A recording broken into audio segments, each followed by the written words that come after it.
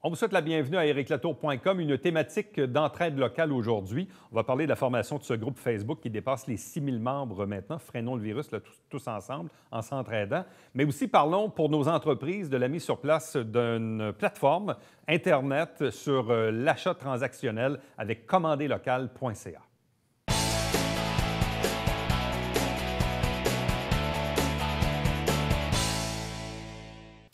La façon de faire des affaires est en train de changer par la force des choses. Cette crise de la COVID et toutes les restrictions qu'on a connues a fait en sorte que, oui, il y a des entreprises qui ont dû fermer, d'autres qui se sont un peu réinventées, certaines qui avaient déjà des sites transactionnels, mais qui les utilisaient pas beaucoup et qui, là, évidemment, mettent un peu le pied sur l'accélérateur là-dessus. Et là, on l'a vu là, dans les dernières semaines, le ministre Fitzgibbon qui a lancé le panier bleu, mais qui est en fait un portail d'entreprises qui possèdent des sites transactionnels. On a vu il y a quelques jours à peine aussi le lancement de Mazon Québec. Et on a ici localement aussi un nouveau site, Commander Local, qui se veut également une plateforme transactionnelle, peut-être pour les entreprises qui n'ont pas eux-mêmes un site web transactionnel et qui veulent utiliser une autre plateforme. À cet effet, on rejoint immédiatement Renel Bouchard, qui est le président de ICI Média. Salutations, Renel. Bonjour, Éric. Bon, juste pour nous expliquer, bon, parce que ICI Média possède une vingtaine de journaux au Québec, notamment le Canada français et les Richelieu, ici dans la région de Saint-Jean-sur-Richelieu. Mais l'entreprise ICI Média, de ce que j'ai compris, possédait déjà ce qu'on peut appeler un CMS, donc une plateforme permettant les transactions. Donc, c'est une interface qui existait déjà dans les faits. En fait, c'est notre département d'informatique a créé de toutes pièces une plateforme à partir de ce qu'il y avait, que ces personnes-là avaient déjà fait pour d'autres, antérieurement à ICI Média. Alors, ils ont pu procéder très rapidement à la création de cette plateforme-là, qu'on a créée pour la région de Saint-Jean d'abord. Évidemment, on pense qu'on va l'étendre dans d'autres régions du Québec, mais c'est à Saint-Jean que l'expérience se fait. Et ça a été fait très, très rapidement à cause des partenaires qu'on a pu mettre ensemble. Le département de développement économique de la ville, en particulier avec l'équipe de Sophie Latour, et l'équipe de Michel Milot à la Chambre de commerce avec l'équipe du Canada français. On s'est retroussé les manches, on a décidé d'embarquer dans ce projet-là qui est assez ambitieux. Réaliser un projet comme ça en 10 jours, c'est vraiment très ambitieux, mais de même, mardi matin, on va être en ligne avec une dizaine de commerces et à chaque semaine, on va rajouter des commerces. C'est clair que le projet est lancé, que le projet est sur pied, que le mardi, le lendemain, finalement, du congé de Pâques, ça va être en ligne. Bon. Comme on le voit, il y a des entreprises qui avaient déjà des sites Internet transactionnels qui étaient peu ou pas utilisés. Dans certains cas, c'était peut-être 5 du chiffre d'affaires annuellement. Là, on l'avait, mais on ne le poussait pas tant que ça. Dans d'autres cas, par contre, il y a des petites PME qui n'ont peut-être pas le moyen d'investir un 15-20 000 pour se faire un beau site Internet transactionnel et qui, là, évidemment, sentent l'urgence d'être capable de vendre leurs produits en ligne. Dans le fond, le site Commander Local, il s'adresse principalement à ces entreprises-là? En fait, il s'adresse, oui.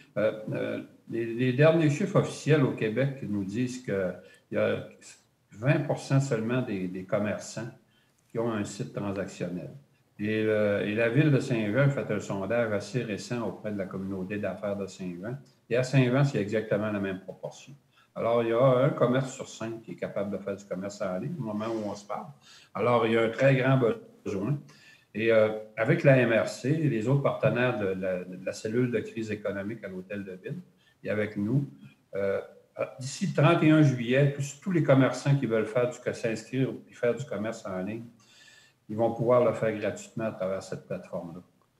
Alors, c'est un avantage énorme parce que, justement, l'Hôtel de Ville met 2 employés pour aider les commerçants à choisir leurs produits, à les mettre en ligne sur cette plateforme-là, à faire leur mise en marché là-dessus. Il faut comprendre que chaque boutique de ce site-là appartient vraiment, littéralement, au commerçant qui en est propriétaire et qui va mettre les produits qu'il veut, qui va suivre ses ventes au rythme où il veut. Il accède à la plateforme, il met les produits qu'il veut, il met les prix qu'il veut. Et il est maître d'œuvre de sa plateforme. Alors, l'Hôtel de Ville a dégagé quand même 2 employés pour aider les commerçants à apprivoiser la plateforme et à être prêts à faire du commerce en ligne. Bon, là, la façon que ça va fonctionner, dans le fond, c'est que pour les entreprises, les commerçants qui veulent y adhérer, on peut quoi? On offre jusqu'à un potentiel de 25 articles, 25 produits par entreprise qu'on peut mettre sur le site? C'est ça. Pour le démarrage, on demande à chaque commerçant de se limiter à 25 pour donner la chance au plus grand nombre possible de commerçants de s'inscrire sur la plateforme.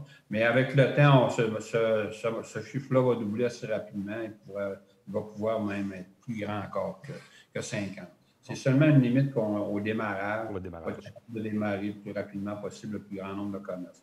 Il faut ajouter une chose importante aussi, c'est qu'on veut en faire vraiment un lieu où les gens qui veulent acheter localement vont pouvoir se rendre et trouver tout ce qui est disponible en ligne localement. Alors, sur cette plateforme-là, on met aussi en ligne tous ceux qui ont déjà leur propre site commerçant, aussi. Leur propre boutique. Alors, ils vont être référencés dans toutes les catégories au même titre que ceux qui sont sur ce site-là, de sorte que quand on veut magasiner et faire affaire avec des gens de la région qui sont en ligne, qui font du commerce en ligne, que ce soit sur cette plateforme-là ou avec leur propre plateforme ou ailleurs, bien, ils vont être référencés automatiquement sur cette plateforme-là pour faire une espèce de centre d'achat virtuel, mais qui comprend vraiment tous ceux de la région qui veulent faire du commerce. Bon, là, les entreprises qui vont vouloir donc profiter de commanderlocal.ca, donc pour le démarrage, 25 articles. Et là, de ce que je comprends, pour le moment, l'inscription sera gratuite pour une période de 1 à 3 mois? Pour un peu plus que 3 mois. Jusqu'à la fin juillet, c'est gratuit. En fait, le financement est assuré par la MRC, la Ville, l'équipe de crise à l'Hôtel de Ville et le Canada français. Bon, et un commerçant qui va vouloir poursuivre l'aventure par la suite avec commanderlocal.ca, ça va quoi lui coûter un tarif mensuel? Oui, ça va coûter un tarif mensuel, mais qui va être très bas par rapport à ce qui existe là au marché. On parle de quelque chose comme 99$ par mois, pas plus que ça. Pour continuer de profiter. C'est quoi le réel potentiel de ça? Parce que, comme je l'ai dit en introduction, bon, le gouvernement a lancé son panier bleu. Il y a aussi Ma Zone Québec là, qui a été lancé. On l'a vu, à Tout le monde en parle dimanche soir avec, entre autres, 2 des dragons de la fameuse émission de télé. Là, nous, ici, on a une espèce de Amazon du Haut-Richelieu. Donc, on sent, et probablement qu'un peu partout au Québec, il y a ce genre de projet-là également en démarrage. Est-ce qu'on est capable de saisir le réel potentiel d'une telle plateforme? En fait, ce que la crise actuelle nous apprend, c'est qu'on va utiliser plus que jamais des outils qui étaient déjà plus ou moins disponibles. Le commerce en ligne, c'est quelque chose qui se développe. À chaque année, il y a un plus grand nombre de commerçants, puis il y a un plus grand nombre de consommateurs, surtout, qui utilisent le commerce en ligne. Je pense que ce qui vient de la prise de conscience à laquelle on est en train d'assister, c'est que localement, régionalement et nationalement au Québec, on doit utiliser ces outils-là beaucoup plus, les utiliser davantage. On ne doit pas laisser ces outils-là uniquement entre les mains des grandes corporations américaines. Ouais. C'était un peu le cas dans les dernières années.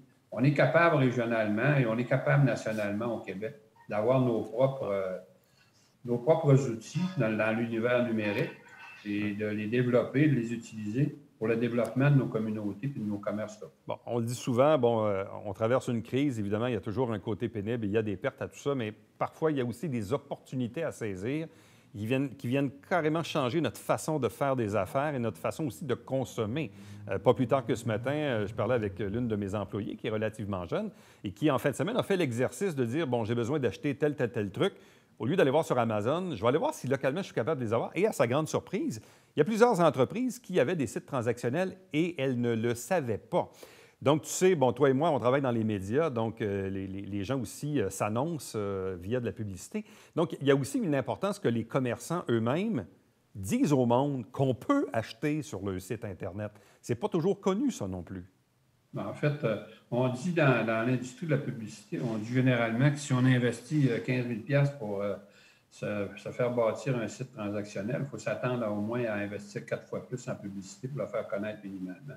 Alors, l'intérêt de commander local, bien d'abord, il y a le support de la Chambre de commerce, il y a le support de la Ville, il y a de Saint-Jean, le support de la MRC, le support de NextDev, puis le support des médias du Haut-Richelieu. Oui. Parce qu'il n'y a pas mieux placé que nous autres Tout à fait. pour faire connaître cette plateforme-là puis les marchands qui y sont. Et là, notre volonté, c'est vraiment que tout le monde soit là. Tous ceux qui ont un commerce local, qui ont une boutique en ligne, de quelque nature que ce soit, on veut qu'elle se ramasse, qu'on veut être capable de les retrouver à partir de cette plateforme-là. C'est essentiel pour que le commerce local connaisse un effort important du côté numérique. Ouais. Une question ou une réflexion peut-être un peu plus philosophique parce qu'on le voit depuis quelques années, il y a une fuite de capitaux vers des grandes entreprises basées en Californie. Bon, Amazon est un parfait exemple, mais même dans le monde des médias, on le sait, nous, parce que parfois, les gens vont acheter de la publicité sur Facebook ou Google.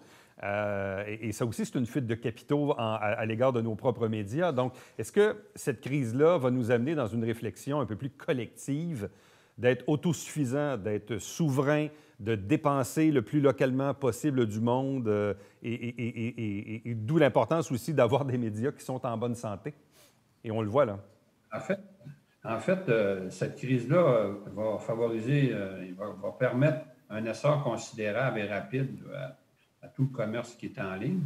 Mais surtout, cette crise-là nous fait prendre conscience aussi de la nécessité pour préserver la planète d'acheter le moins loin possible chez nous. Ouais. Faire venir un paquet qui vaut 12 à l'autre bout du pays ou de la Californie, il n'y a rien d'écologique dans ça. Là. En fait, l'écologie, c'est aussi d'assurer une meilleure qualité de vie dans notre communauté.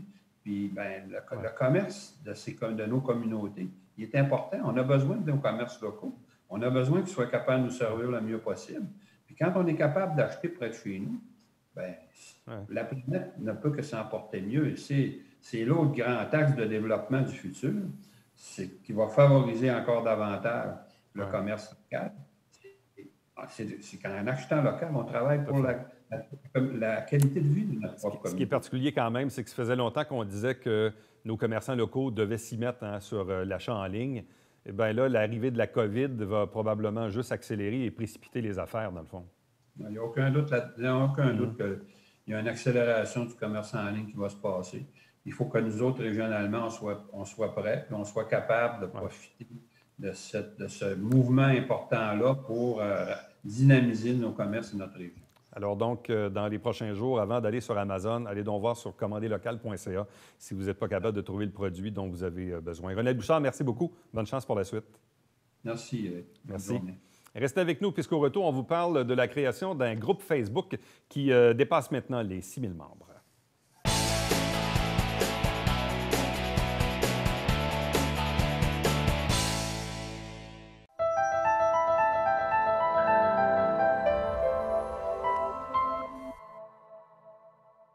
Mesdames et messieurs, bonjour et bienvenue à la Justice entre nous. Mon nom est Serge.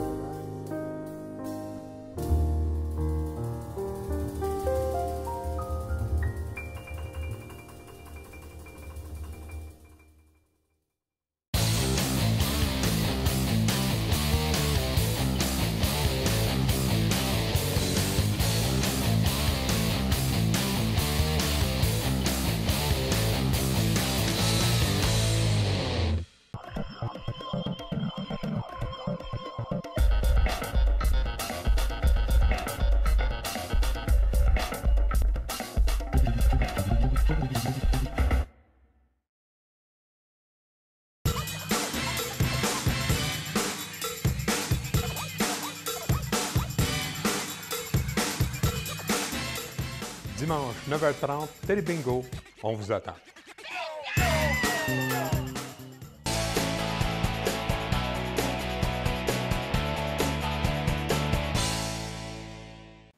La beauté avec les médias sociaux aujourd'hui, c'est qu'on peut créer des pages, on peut créer des groupes et évidemment, parfois, il y a un effet d'entraînement, surtout quand il y a un élément mobilisateur. Dès le début de la crise de la COVID, il y a un groupe qui s'est formé sur Facebook qui aujourd'hui est rendu à plus de 6 400 membres et le nom du groupe, c'est « Freinons le virus en s'entraidant, Saint-Jean-sur-Richelieu et région ». Parlons donc aux personnes qui ont démarré ce groupe, nos invités. Je vous les présente. D'abord, Marilyn Charbonneau, qui est conseillère municipale à la ville de Saint-Jean-sur-Richelieu. Salutations. Bonjour. De même que Justin Bessette, également conseiller municipal à la ville de Saint-Jean-sur-Richelieu. Bienvenue. Bonjour. Bonjour.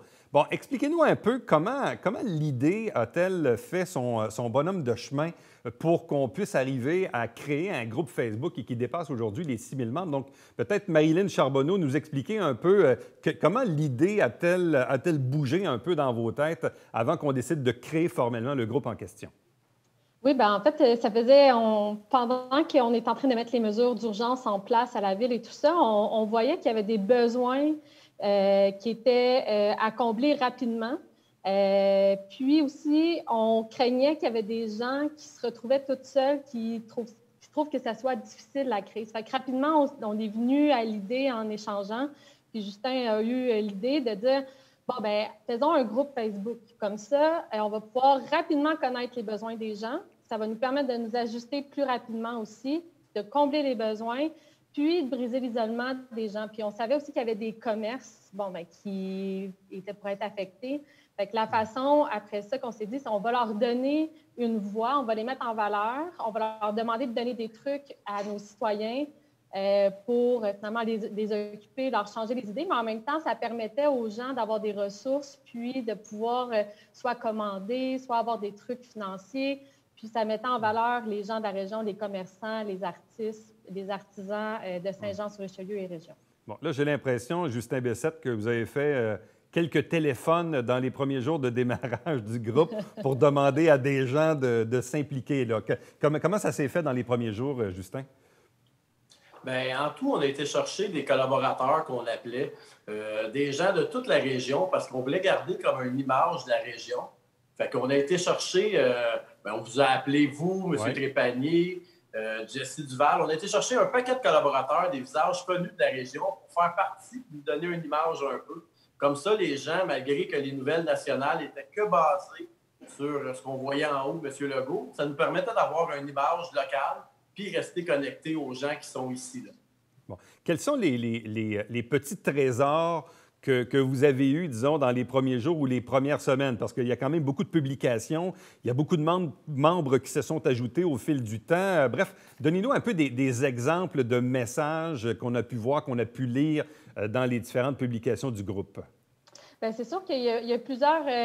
on a pu voir des entreprises qui se sont mobilisées pour aider les gens qui sont dans le secteur de la santé. Fait qu'on a vu des restaurants, Phil et Fred, par exemple, qui sont allés livrer de la pizza aux ambulanciers, Pizzeria de Saint-Jean, qui ont fait la même chose pour les gens dans la santé.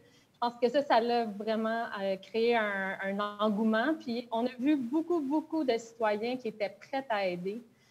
Rapidement, on a vu des liens qui se sont faits finalement entre des personnes qui avaient des besoins puis des personnes qui étaient prêtes à offrir leur aide. Puis ça m'a vraiment surpris que ça soit fait aussi naturellement puis de façon organique.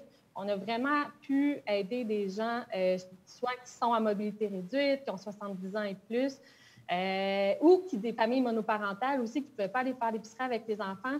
Ça, on a vu ça rapidement là, se mettre sur place. Puis pour moi, en tout cas, je trouve que c'est probablement ça la plus grande réussite du groupe d'entraide qu'on a pu voir. Justin Bessette, peut-être d'autres exemples aussi? Bien, on a eu beaucoup de gens qui nous ont fait des vidéos, qui ont vraiment eu un gros crowd.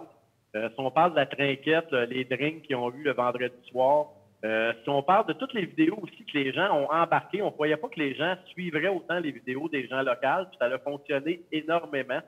Puis c'est sans compter, comme on dit, tous les gens qu'on a aidés, beaucoup d'appels aussi qu'on nous demandait les numéros d'urgence, qu'on nous mettait en contact, on voulait savoir si on est devenu un peu comme la courroie de transmission de l'information. Puis on donnait de l'information pour tout. Là. Je me souviens qu'il y en a une qui nous avait écrit qu'il fallait qu'elle répare son lavabo. Puis par le groupe, on a réussi à y aider à réparer son lavabo de chez eux en se liant avec quelqu'un qui connaissait ça. Fait que je pense que ça a aidé quand même beaucoup de gens. Là. Bon. Oui, puis on a vu juste hier, par exemple, Lou Vincent du thé d'Oréal. Juste avec la publication qu'on a faite, elle a eu une journée hyper occupée. Pour elle, c'était un succès, ça lui a fait du bien, ça a amené de l'achalandage. Fait que je pense qu'on a été capable de créer ça aussi pour plusieurs commerçants qui ont fait des vidéos. Puis c'est le fun de voir que les gens répondent. Les gens sont vraiment ils répondent rapidement à l'appel, que ce soit pour les vidéos, l'entraide. C'est une belle réussite. Parce que le jeu du balancier est assez quand même difficile à faire dans la mesure où on dit aux gens « sortez pas », mais en même temps, on ne veut pas que nos commerçants meurent non plus. Là, on essaie, il y a du prêt à emporter, de la livraison sans contact, des sites transactionnels, des initiatives. Bref, c'est pas toujours... c'est pas toujours simple de faire ça. Je prends mon propre exemple en fin de semaine. J'ai écrit sur ma page ce que j'allais consommer durant ma fin de semaine avec les différents services. Puis là, quelqu'un m'a dit, mais là, vous incitez les gens à sortir pour aller... Oui, mais là, à un moment donné, oui, je vais sortir pour aller chercher quelque chose, mais je ne toucherai pas à personne. Là. Donc ça devient difficile de dire, oui, on veut aider les gens, on veut qu'ils soient confinés, mais en même temps, on veut supporter nos commerçants locaux parce qu'il y aura un après-COVID. Et là, on commence à être un peu là-dedans. Donc, le groupe, il va prendre quelle tournure dans les semaines à venir? Bien, vas-y, Justin. Ah non, c'est correct, je peux y aller. En fait, c'est ça. C'est sûr que par la suite, nous, on va continuer à l'alimenter, mais quand il va y avoir un retour à la normale, c'est évident qu'on va regarder avec les gens, les organismes communautaires, avec les gens du milieu pour savoir est-ce qu'eux sont intéressés à le reprendre, à poursuivre. On va travailler avec les gens pour le garder en vie parce que je pense qu'aujourd'hui, c'est utile parce qu'on voit la force de l'entraide, mais les gens qui sont mobilisés là, ils vont être disponible aussi pour après. Puis je pense que ça donne un bon coup de main à nos organismes communautaires pour le bénévolat ou autre chose qui pourrait subvenir comme besoin dans les mois prochains. Oui, parce qu'en fait, là, il y a des gens qui ont perdu leur emploi temporairement et souhaitons évidemment qu'ils puissent le retrouver. Donc, il y a des gens qui vont avoir des ennuis à l'égard de leurs revenus à court ou à moyen terme. Ça va impacter forcément l'économie locale. Des organismes du milieu aussi. Donc, s'il y a plus de pauvreté, il y a certains organismes qui risquent d'être plus sollicités. Donc, ça aussi, ça fait partie un peu de l'équation de s'entraider comme communauté. Je pense qu'on avait, comme tu disais, on a tout à réapprendre à vivre un peu. Le groupe a permis ça un peu. Fait que si, dans les prochains jours, on va avoir aussi à se réinventer, un peu comme toi qui fais venir du take-out, bien, le groupe va nous permettre, dans les prochains jours, de continuer à réapprendre à vivre avec le COVID. Puis c'est c'est une belle vitrine dans le sens pour prendre le pouls au quotidien, pour savoir vraiment comment que notre population va, c'est quoi les besoins, juste avec les questions qu'on a qui défilent sur le groupe, le type de commentaires. Là, on pouvait le sentir à un moment donné, il y avait beaucoup d'angoisse, puis la direction de la santé publique, il y a une personne qui suit beaucoup les commentaires sur le site, justement, parce qu'elle sent le pouls comme ça, puis elle est capable de rapporter à la direction de la santé publique c'est quoi les questions des gens, qu'est-ce qu'on devrait donner comme information. Puis, tu sais, on l'a vu, une des grandes questions, c'était il y a combien de cas à Saint-Jean, etc. Puis, on a finalement pu avoir ces chiffres-là. Bon. Mais c'est pas juste à cause du site, là, mais ça faisait partie d'une façon de prendre le pouls de la population. Oui, où les gens s'expriment via le groupe. Parce qu'il faut quand même le dire, parce que, les gens qui connaissent un peu les médias sociaux, il faut faire la distinction entre ce qu'on appelle, un profil personnel, une page et un groupe privé. Parce que, en réalité, c'est un groupe privé. Oui. Il faut que quelqu'un clique en quelque part pour accepter la venue d'un nouveau groupe. Donc, comment fonctionne un peu votre mécanique pour accepter ou refuser un membre, pour filtrer, disons, certaines publications? Parce que, où il y a de l'homme, il y a de l'hommerie. On a créé un monstre de plus de 6 000 membres, fait qu'il faut nourrir le monstre aussi, mais parfois, va s'immiscer du monde qui vont écrire des affaires pas trop le fun. Bref, comment on gère, disons, c'est quoi la gestion quotidienne du groupe en tant que tel? Bien, la gestion, la question, il y a moi, Justin, puis Pierre Leblanc, là, qui sont administrateurs sur le site. C'est sûr qu'on ne file pas les personnes à l'entrée nécessairement. Ça serait difficile de trouver des critères précis de pourquoi on accepte quelqu'un ou pas. Puis le but, c'est de s'entraider, fait qu'on accepte tout le monde. Par contre, il y a une bonne conduite à avoir sur le site. Fait que si on fait de la désinformation, si on est toujours en train de faire des commentaires négatifs, mais ça se peut qu'on aille vous écrire en privé, qu'on vous donne des avertissements, puis à un moment donné, les personnes, ils peuvent être exclus du groupe. C'est pas arrivé vraiment souvent, là, peut-être 2-3 fois. Puis, pour les publications, c'est sûr qu'on regarde les sources. C'est quoi le ton de la publication? Est-ce que c'est juste? Est-ce que c'est pertinent avec ce qu'on veut faire dans le groupe? Puis des fois, les gens renvoient souvent les mêmes choses. Fait que souvent, on va filtrer. Ça a déjà été mis une fois. Fait que on veut que le site reste quand même facile à lire, mais on laisse quand même les gens s'exprimer parce qu'on a senti que les gens avaient besoin d'avoir un canal aussi pour exprimer des choses puis avoir un petit débat. Mais quand que ça commence à prendre une tournure démesurée, bien souvent, ça se peut qu'on supprime la publication ou qu'on mette fin au débat. Justin, peut-être complément de réponse là-dessus? Oui, dans les règles, dans le fond, on veut que les gens respectent les règles. Fait que c'est sûr, s'il y a un commentaire qui ne respecte pas les règles, on va automatiquement le supprimer. Puis, on veut que ça soit beaucoup des nouvelles locales. C'est sûr que si tout est envoyé de Radio-Canada ou de LCN, on en coupe un peu parce qu'on veut que ça reste local ici. Bon. Donc là, on est presque un peu dépassé la mi-avril. En principe, on va atteindre la fameuse pointe selon le gouvernement. Il y aura certainement une reprise de l'économie dans les prochains jours, prochaines semaines. Je ne sais pas à quel rythme ça va se faire. Il y a quand même malheureusement beaucoup d'événements, beaucoup de festivals d'annulés durant l'été un peu partout. Bref, ça va être un printemps puis un été, disons, assez particulier. Donc, le groupe Facebook sera là un peu donc, pour accompagner les gens. C'est un peu ça, dans les prochaines semaines, les prochains mois? On va aider les gens à se réinventer. Fait que là, cet été, il va y avoir des nouvelles activités, j'imagine, qui vont s'inventer. Il va y avoir des nouveaux loisirs à faire. Bien, on est là pour guider les gens puis à se réinventer un peu par trouver de nouvelles lignes pour cet été. Marilyn Charbonneau, mot de la fin?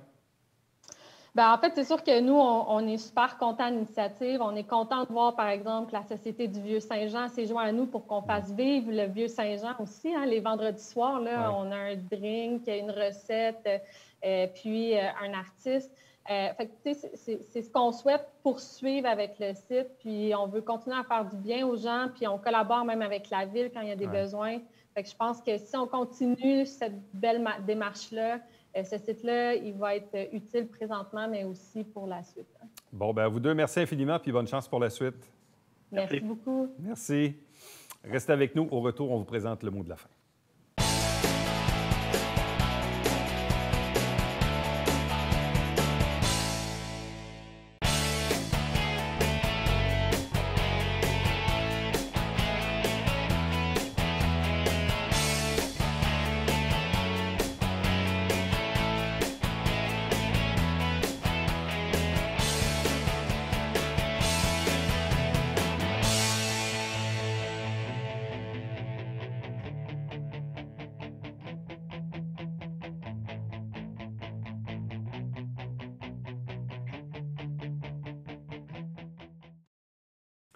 On l'a vu dans cette émission avec la thématique de l'entraide locale, formation d'un groupe Facebook, également commanderlocal.ca pour les sites transactionnels pour acheter ici localement. Et on en a parlé aussi dans les derniers jours de soyezlocal.ca où on a un répertoire des entreprises, savoir qu'est-ce qu'ils peuvent vous offrir actuellement avec toute cette crise. Donc, allez faire un tour également sur soyezlocal.ca. À demain.